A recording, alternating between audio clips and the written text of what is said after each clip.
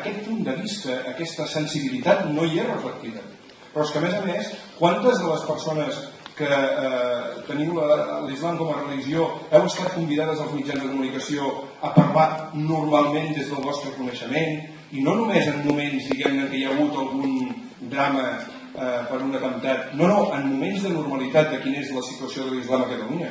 Quantes persones han estat convidades en qualitat de mestres, d'advocats o advocades o de veïns i veïnes, de pares i mares que viuen, que treballen a Catalunya i que professen la religió islàmica? Quantes?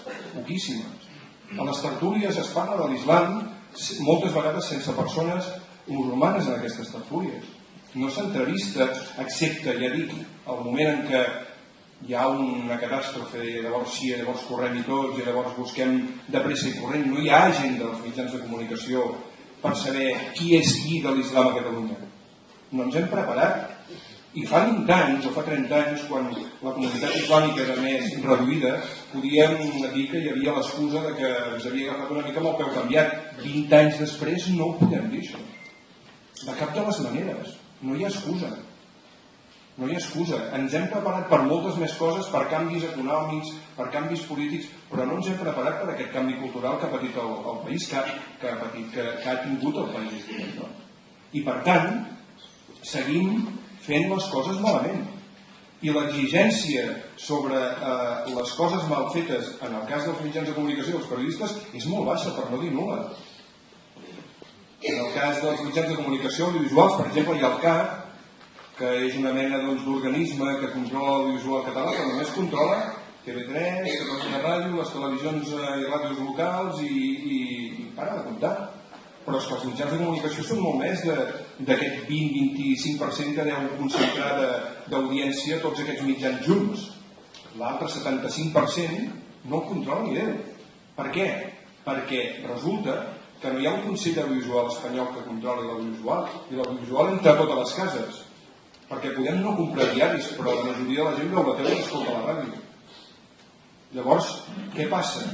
Que la no participació en els mitjans, redaccions no prou plurals o gens plurals, no hi ha diversitat en les redaccions i no hi ha diversitat en les tertúlies, no hi ha diversitat en els debats. I les tertúlies són molt perilloses perquè els tertulians i les tertulianes són molt atrevits i molt atrevides, i sobretot molt atrevides. No diré noms, però ja ho sabeu.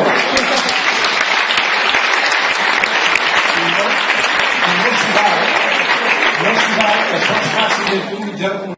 Jo voldria començar fent una reflexió sobre la paraula islam o fòbia. És el mateix que dir pau o por, perquè islam és pau i fòbia és por. Primer de tot ens hauríem d'aclarir què volem. Volem pau o por? O és que tenim por a la pau? Que és exactament el que significaria aquest fenomen d'islamofòbia. Jo em dic Adi Basrar, com la Lola ja m'ha presentat professionalment, m'agradaria presentar-me personalment. Jo soc catalana d'origen pakistanès i soc secretària general de la Lliga de Dones de Camí de la Pau.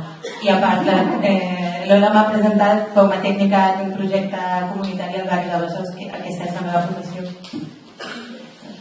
Avui voldria compartir amb totes i tots vosaltres alguns casos d'islamofòbia que passen a la vida quotidiana, fomentats per l'antic racisme, que ara està de moda parlar d'islamofòbia. Em sembla molt trist que una organització educativa com les escoles no es treballi la diversitat existent en la nostra realitat del dia a dia i que algunes escoles siguin incapaces d'acceptar una alumna que porti un tros de tela al cap.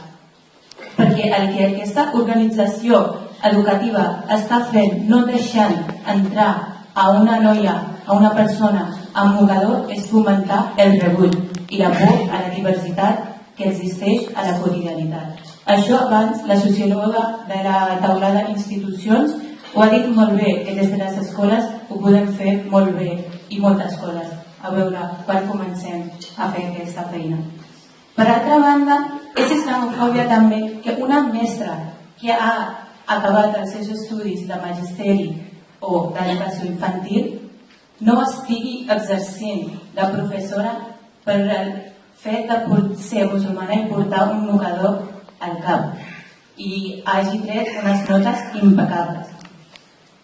I si parlem d'una persona contractada pel Ajuntament de la ciutat encarregada de fer uns debats interculturals amb les persones autòctones per a la sensibilització a la diversitat, sigui rebutjada per al públic només per al fet de portar hijab i que tot el debat es centri sobre el seu pèl, sobre el seu mocador i no sobre la interculturalitat. Això és islamofòbia. I si parlem del metro, és un transport que utilitzem a la nostra quotidianitat, estar tranquil·lament assegut pensant en les teves coses i escoltes de sobte un comentari dient islamista, terrorista, o que la gent no et consideri al mateix nivell només pel fet de mostrar la teva fe públicament, són comentaris provocatius per generar intolerància i conflicte. Realment ens hauríem de pensar on ens estem anant. Aquesta por que s'està creant a la pau, que vol dir islam, islam vol dir pau, no són només els musulmans, les persones musulmanes que estan afectades per aquest fenomen, sinó totes aquelles persones no musulmanes amb perfil musulmà, persones cristianes considerades musulmanes i sobretot les dones musulmanes són les principals víctimes d'aquest fet. Una dona és vista en aquesta societat com a símbol de debilitat i a més, si la dona és musulmana i porta un mocador al cap, se li tracta amb molta més inferioritat. I a un home que porta el jilaba ningú s'atreveix a dir-li res perquè el veuen com a més fort. I perquè fa referència als nens i nenes, si les mares estan patint aquest rebuig de la societat només per fet de ser musulmanes, com ens atrevirem a dir-li a aquesta mare que el seu fill i la seva filla no es relacionen i no estan integrats? Primer toca mirar a dins de casa nostra i després anar cap a fora.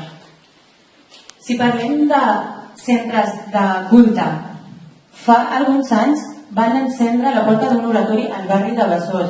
Ja no parlo d'un espai digne per a pràctica de culte, una mesquita amb minaret, que em sembla que només existeix una a la ciutat de Madrid, sinó d'uns espais que abans ha dit el Carles Solà, un garatge en unes condicions precàries per a pràctica culte.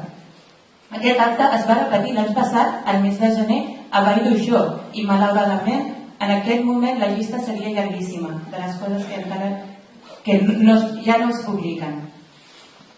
Podria parlar de casos interminables d'islamofòbia a la vida quotidiana, però voldria acabar en aquest cas. Una persona asseguda avui en aquesta taula rodona pacífica que treballa per a la millora de la comunitat, que en aquest cas soc jo, tingui que canviar la seva lluita per arribar a la seva feina per por a un grup de joves que li amenacen d'agredir a través del seu gos. Això és islamofòbia. M'agradaria que al sortir d'aquest acte ens plantegem algunes reflexions. Si islam significa pau i fòbia significa por, això vol dir que tenim por a la pau. Si la pau ens fa por, és que volem un món de guerra? Potser els actors que fomenten la islamofòbia en realitat no volen una societat pacífica, sinó una societat agressiva. Jo personalment em plantejaria aquestes preguntes. Què volem? Por o pau? Un món d'ignorància i de desigualtat o un món just i igualitari? Volem que les futures generacions tinguin el mateix present que nosaltres o el volem millor? Moltíssimes gràcies.